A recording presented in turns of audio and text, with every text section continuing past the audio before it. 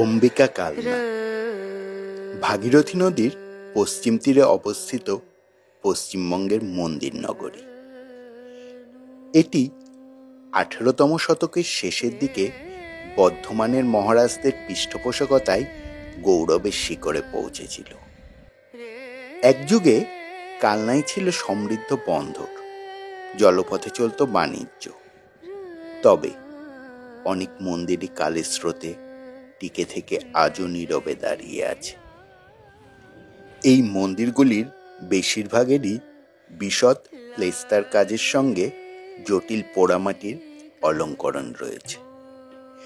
মন্দিরগুলি ছাড়াও কালনায় বাংলার অন্যতম শ্রেষ্ঠ সমাজ সংস্কারক শ্রী চৈতন্যকে উৎসর্গ করা একাধিক ধর্মীয় কাঠামো রয়েছে।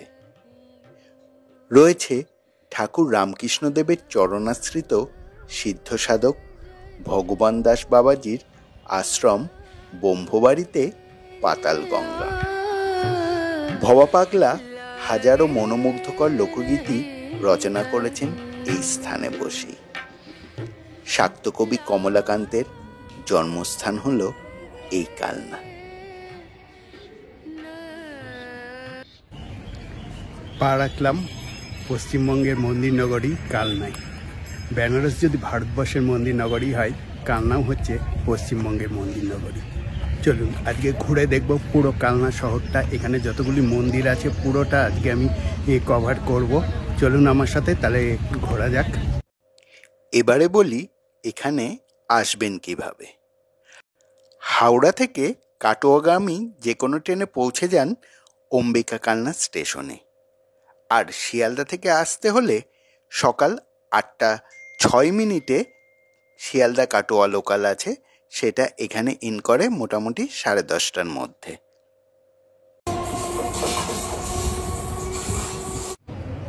পৌঁছে গেলাম মন্দির নগরী কালনাতে।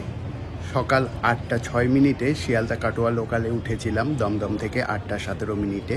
আর এখানে পৌঁছালাম এখন ঘড়িতে 10:20 বাজে। প্রায় 2 ঘন্টা লেগে গেল আমার এখানে পৌঁছাতে। চলুন তাহলে বাইরে যাওয়া যাক। এই ওভারব্রিজ দিয়ে বাইরে যেতে হবে, বাইরে গিয়ে টোটো ধরে আমি পৌঁছাবো আমার ডেস্টিনেশনে। চলুন তাহলে এগিয়ে যাওয়া যাক। স্টেশন চত্বরের বাইরে এসেই আপনি পেয়ে যাবেন টোটো। 10 টাকার বিনিময়ে আপনাকে পৌঁছে দেবে রাজবাড়ি চত্বরের 108 শিব মন্দিরে। চলে এসেছি পশ্চিমবঙ্গের মন্দির নগরী কালনাতে। এখন আমরা প্রবেশ করছি পশ্চিমবঙ্গের মন্দির নগরীতে।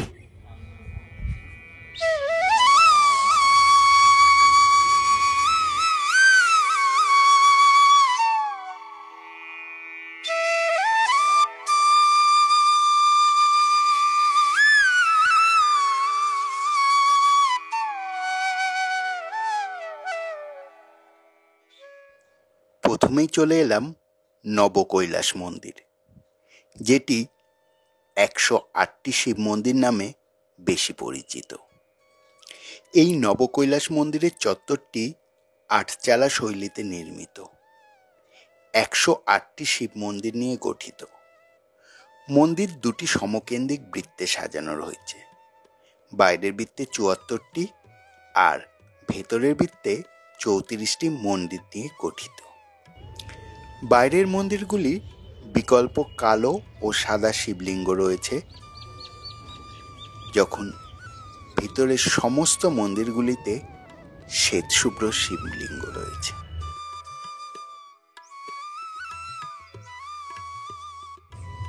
বৃত্তদ্বয়ের কেন্দ্রে রয়েছে একটি বড় ইদারা। এটিকে শূন্য অর্থাৎ নিরাকার ব্রহ্মস্বরূপ পরম শিবের প্রতীক বলে অনেকে মনে করেন। আসলে হয়তো এই ইদারাটি তৈরি করা হয়েছিল মন্দিরে পূজার কাজে ব্যবহৃত জলের চাহিদা মেটাতে।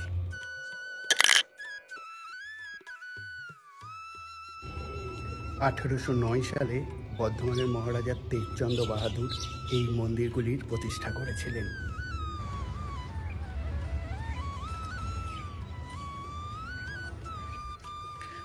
নবকৈলাস মন্দিরে চত্বরের বিপরীতে রয়েছে রাজবাড়ি মন্দির চত্বর। 100 বছরেরও বেশি সময় ধরে নির্মিত বেশ কয়েকটি মন্দির ও অন্যান্য ধর্মীয় স্থাপনা রয়েছে এখানে। চত্বরটিতে কালনার 3টি 25 চূড়া মন্দিরের মধ্যে 2টি রয়েছে এখানে। রাজবাড়ি মন্দির চত্বরে ঢুকে বাদিকে কামান পেরিয়ে একটু এগালেই প্রথমে পড়বে টেরাকোটা কারুকার্যমণ্ডিত প্রতাপেশ্বর দেউল মন্দির। প্রতাপেশ্বর দেউল মন্দির 1849 খ্রিস্টাব্দে রাজকুমার প্রতাপচন্দ্রের মহিষী প্যারীকুমারী দেবী প্রতিষ্ঠা করেছিলেন। প্রতাপেশ্বর মন্দিরের ঠিক উত্তরে রাসমঞ্চ অবস্থিত। অষ্টাভুজাকার রাসমঞ্চটির 3 দিকেই দ্বিমুখী খিলানযুক্ত প্রবেশপথ রয়েছে এবং কেন্দ্রে একটি গম্বুজ বিশিষ্ট ষড়ভুজাকার মণ্ডপ রয়েছে। আগে রাসের সময় মাঝিবাড়ির শ্যামচন্দ্র ও শ্যামরায়পাড়ার শ্যামরায় বিগ্রহকে জামাই হিসাবে এখানে নিয়ে এসে রাখা হতো। রাসমঞ্চের সামনের রাস্তা ধরে উত্তর দিকে একটু এগেলেই পড়বে পাঁচিল দিয়ে ঘেরা লালাজি মন্দির। বর্ধমানের মহারাজা কীর্তিচন্দ্রের মাতা রাজকুমারী ব্রজকিশোরী 1739 খ্রিস্টাব্দে এই বিশাল মন্দিরটি প্রতিষ্ঠা করেন। 4 তলা বিশিষ্ট লালাজির বিশাল 25 রত্ন মন্দির আয়তন ও গাম্ভীর্যের দিক থেকে অসাধারণ। পশ্চিমবঙ্গের এই শৈলীর মন্দির সংখ্যা মাত্র 5। নাট মন্দিরের ভেতরে রয়েছে একটি গরুড়ের মূর্তি। সত্যি অবাক হয়ে দেখতে থাকলাম বাংলার এই সমৃদ্ধ ঐতিহ্য, এই শিল্পকলা, এই স্থাপত্য। মন্দিরগুলিতে আগে নাকি সম্পদ লুকানো থাকত, কিন্তু মন্দিরগুলি যে আসলে আমাদের দেশের সম্পদ এখানে না আসলে জানাই যেত না। এই লালাজি মন্দিরের আরাধ্য দেবতা হলেন রাধাকৃষ্ণ। এই কমপ্লেক্সে গিরি গোবর্ধন মন্দির নামে পরিচিত একটি আকর্ষণীয় পাহাড়ের মতো মন্দিরও রয়েছে। দেয়াল জুড়ে রয়েছে নানা ধরনের পটচিত্র। গোবর্ধন পাহাড়ের চূড়ায় বিভিন্ন নাগ সহ নানা দেবদেবীর সমাবেশ লক্ষ্য করা যায়। এই মন্দিরটি আগত ভক্তদের জন্য সমাবেশস্থল হিসাবে কাজ করে। এই পালকি করেই চলে লালাজির পরিক্রমা। এই কমপ্লেক্স থেকে বেরিয়েই সম্মুখভাগে আছে সুন্দর পোড়ামাটির অলঙ্করণের নাট মন্দির। এই পঞ্চরত্ন মন্দিরটি 5টি চূড়া বিশিষ্ট একটি মন্দির নয়, বরং 5টি আটচলা এবং তার সংমিশ্রণে বিভিন্ন আকারের মন্দির। রাজবাড়ি কমপ্লেক্সে ঘুরতে ঘুরতে চলে আসলাম কৃষ্ণচন্দ্রজি মন্দিরে। কৃষ্ণচন্দ্রজি মন্দির রাজবাড়ি কমপ্লেক্সের দ্বিতীয় পঞ্চবিংশতি রত্ন মন্দির। এই সুন্দর মন্দিরটি 1751 থেকে 1755 সালের মধ্যে নির্মিত হয়েছিল। রাজা ত্রিলোকচাঁদ তার মা লক্ষ্মী কুমারী দেবীর সম্মানে এই মন্দিরটি নির্মাণ করেছিলেন। এই মন্দিরের চারদিকে 3টি খিলানযুক্ত প্রবেশদ্বার রয়েছে। লালাজি মন্দিরের মতো কৃষ্ণচন্দ্রজি মন্দিরেও পশু পাখি ও ফুলের সমন্বিত সুন্দর চুনাপাথরের স্টুকোর কাজ রয়েছে। এই মন্দিরের সম্মুখভাগে একটি সমৃদ্ধ পোড়ামাটির অলঙ্করণ রয়েছে, যা পৌরাণিক কাহিনী, মহাকাব্য, এমনকি দৈনন্দিন জীবনের দৃশ্যগুলিকে চিত্রিত করে। যত দেখছি তত মোহিত হচ্ছি আমাদের গ্রাম বাংলার এই শিল্প নিদর্শন।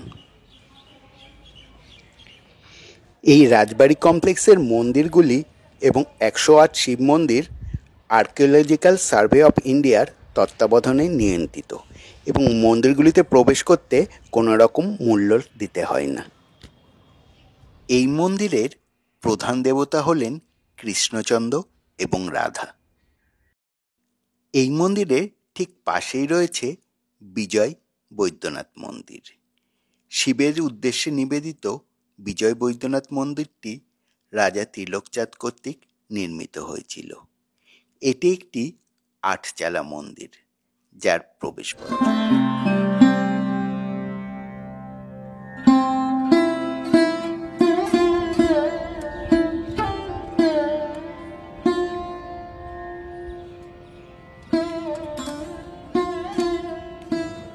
বেরিয়ে এলাম রাজবাড়ি কমপ্লেক্স ছেড়ে। এবারে আমার পরের গন্তব্য সিদ্ধেশ্বরী কালী মন্দির। বিশ্বাস করা হয় যে জোড়বাংলা স্থাপত্য শৈলীতে নির্মিত অম্বিকা সিদ্ধেশ্বরী কালী মন্দিরটি মূলত ৭ম শতাব্দীতে অম্বরীশি দ্বারা প্রতিষ্ঠিত হয়েছিল।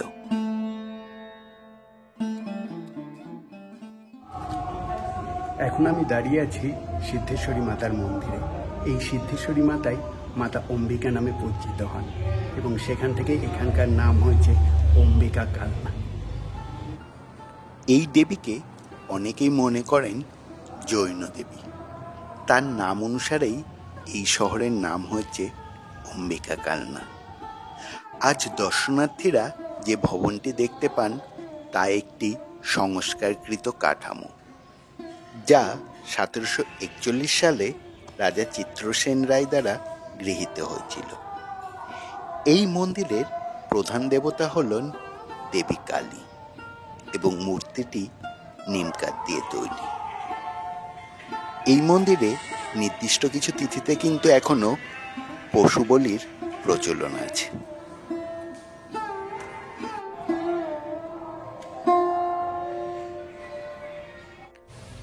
আমার পরের গন্তব্য গোপালজিউর মন্দির। অম্বিকা কালনার ২৫ চূড়া বিশিষ্ট ইটের মন্দিরের মধ্যে আরেকটি। গোপালজিউর মন্দিরটি ১৭৬৬ সালে ত্রিলোকচাঁদের রাজত্বকালে নির্মিত হয়েছে। মন্দিরের দেয়ালগুলি অন্যান্যভাবে ইউরোপীয় পুরুষ ও স্থানীয় মহিলাদের চিত্রিত কামুক টেরাকোটার নকশা দিয়ে সজ্জিত। এই মন্দিরের পূজিত দেবতা হল বালগোপাল। দেখুন, এখানে এসে ভোগ পেয়ে গেলাম। বলে না, ভগবান শিষ্যটা জুটিয়ে দেয়। এর পরের গন্তব্য ব্রহ্মবাড়ির পাতালগঙ্গা। কৃষ্ণমন্ত্রে দীক্ষিত ভগবান দাসের আরাধ্য দেবতা ছিল রাধা গোবিন্দ। পুজো অর্চনার মধ্যে দিয়েই অতিবাহিত হচ্ছিল তার জীবন। কালনা শহরের পাশ দিয়ে বয়ে গেছে ভাগীরথী নদী। সেই ভাগীরথী নদীতেই প্রতিদিন স্নান করে ভগবান দাস তার ইষ্টদেবতা রাধাকৃষ্ণের পুজোয় বসতেন। সময়ের সঙ্গে সঙ্গে ভগবান দাসের বয়স বাড়ে। এই অবস্থায় তার পক্ষে পায়ে হেঁটে প্রতিদিন ভাগীরথী নদীতে যাওয়া সম্ভব হয়ে উঠছিল না। এতকালের গঙ্গা স্নানের অভ্যেস চ্যুতি ঘটায় তার মনে মনে দুঃখ হচ্ছিল। একদিন পুজো করার সময় নিজের কষ্টের কথা ইষ্টদেবতার কাছে খুলে বললেন। এর পরেই ঘটে যায় এক অলৌকিক ঘটনা। একদিন পর সকাল ভগবান দাস লক্ষ্য করেন তার আশ্রম প্রাঙ্গণের এক অংশে মাটি ভেদ করে উঠে আসছে জলধারা। জলের রং ভাগীরথী নদীর মতোই ঘোলাটে। ভাগীরথীর জলে যেমন কচুরিপানা ভাসে, এর জলেও ভেসে বেড়াচ্ছিল তেমনি কচুরিপানা। আনন্দে আপ্লুত ভগবান দাস সেই দৃশ্য দেখে কেঁদে আছড়ে পড়েন আরাধ্য রাধা গোবিন্দর চরণে। এই স্থানটি আজ পাতালগঙ্গা নামে পরিচিত। হিন্দু উপাখ্যান শেষ করে এবারে বৈষ্ণব উপাখ্যানের পালা। এর পরের দ্রষ্টব্য স্থান ঝলক মন্দির দর্শন। শ্রী চৈতন্যদেব দুবার এসেছিলেন তার প্রিয় শিষ্য গৌরীদাসের সাথে দেখা করতে এখানে। মহাপ্রভু যখন সন্ন্যাস গ্রহণ করেন, তার সকল শিষ্যরা তার সাথে দেখা করতে গেলেও গৌরীদাস অভিমান করে তার কাছে যাননি। মহাপ্রভু যখন তার অভিমানের কথা বুঝতে পেরে তার সঙ্গে দেখা করতে আসেন, তার সব অভিমান গলে জল হয়ে যায় তিনি বাচ্চাদের মতো জিদ করতে থাকেন প্রভুরা যেন তার কাছেই থাকেন। মহাপ্রভুর নির্দেশে তার জন্মস্থানের নিম গাছের কাঠ দিয়ে তৈরি হলো তার ও নিত্যানন্দের প্রতিমূর্তি।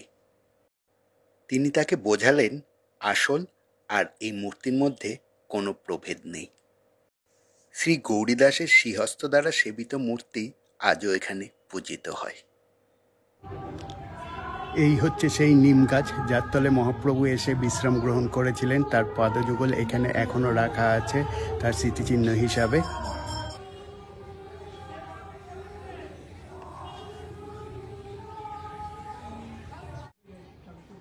এরপরে চলে আসলাম প্রভু নিত্যানন্দের শ্বশুর বাড়িতে। এখানেই মাতা বসুধা ও মাতা জাহ্নবী দেবীর সঙ্গে বিবাহ বন্ধনে আবদ্ধ হয়েছিলেন নিত্যানন্দ প্রভু। আমি যখন পৌঁছেছিলাম তখন প্রায় 3টে বাজে, ফলে মন্দির ছিল বন্ধ। জানা গেল 4:30টায় আবার মন্দিরের দ্বার উদ্ঘাটন হবে। আমি চলে এসেছি নিত্যানন্দ ঠাকুরের শ্বশুর বাড়িতে। এই সেই কুলতলা যেখানে নিত্যানন্দ ঠাকুরের বিবাহ সম্পন্ন হয়েছিল।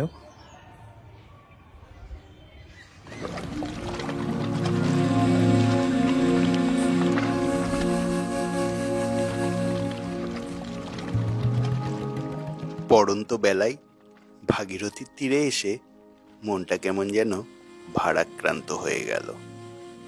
এত ঐশ্বর্য এখানে হেলাই লোটাচ্ছে। এই স্থানকে কেন্দ্র করে গড়ে উঠতে পারত পশ্চিমবঙ্গের এক শ্রেষ্ঠ পর্যটন কেন্দ্র, কিন্তু না আছে এখানে খাওয়ার ভালো হোটেল, না যাতায়াত ব্যবস্থা, না কোনো গাইড।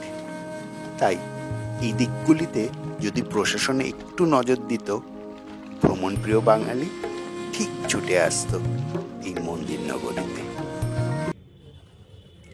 বন্ধুরা, ভিডিওটি যদি ভালো লাগে অবশ্যই লাইক করবেন এবং চ্যানেলটিকে সাবস্ক্রাইব করবেন। ততক্ষণ সঙ্গে থাকুন, দেখতে থাকুন।